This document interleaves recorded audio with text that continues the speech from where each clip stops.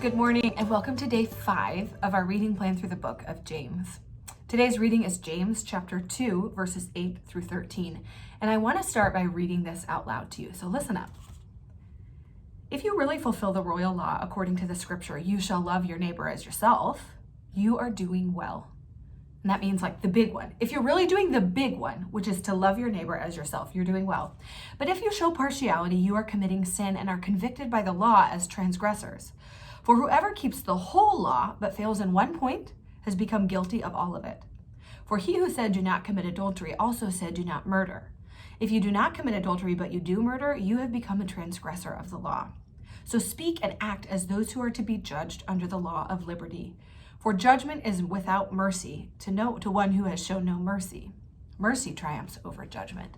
Gosh, there are a lot of things in here, but I want to share 2 questions I had while reading.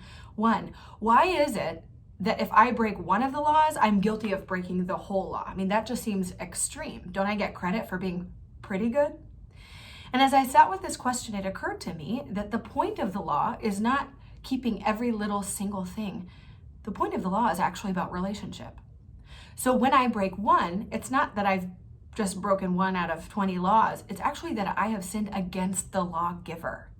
And the point of the law is this relationship, is maintaining the relationships, which brought me to my second question. In verse 12, he writes, so speak and so act as those who are to be judged under the law of liberty. I don't usually think about law and liberty together, like liberty meaning freedom. For our culture, I think we think about laws as feeling constrictive, that they're not about freedom, they actually confine us. We don't want to be told what to do. Sure, like keep the big bad guardrails up, but not the little things that confine us. So I sat and thought, what does law have to do with freedom?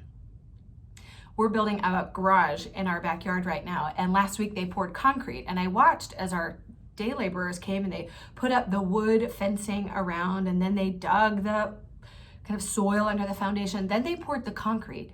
And this weekend, after the ice thawed, they came and they removed the wood. And what that spoke to me is this. That concrete is meant to be the foundation. All of our garage will rest on top of it. And if those barriers had not been there, the concrete would just spill all over our yard. It would harden, you could build on top of it, but it really isn't good for much if those boundaries, if the wood planks to confine it were not there. And now that they've removed it, actually the concrete is firm and sturdy and will do its job. So actually the wood around it, that boundary, that guardrail, is what made the concrete free to become what it was made to be. And you might think I'm taking it too far or taking something small and making a lot out of it. But I think that's the purpose of God's law.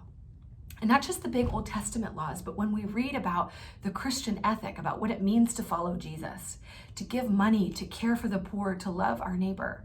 It's not God trying to confine us and restrict us. It's actually God trying to put up the right boundaries that will allow us to be free, to set us free, to become all that He designed us to be.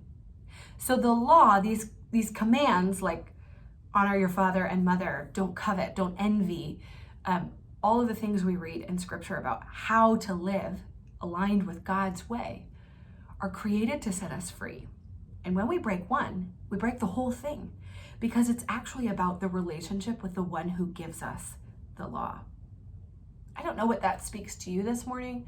For me, it allows me to sort of ease into this idea that obedience and trust are good things. That God doesn't intend to oppress us. God isn't a mean judge or master. He gives us these laws and these ideas about how to live because He loves us and He wants to set us free. So which things about God's way do you buck up against? Is it about His teachings on money, His teachings on sex and sexuality, what our bodies are for? Which of those things do you buck against? And think about, how might that command actually be a way to set you free?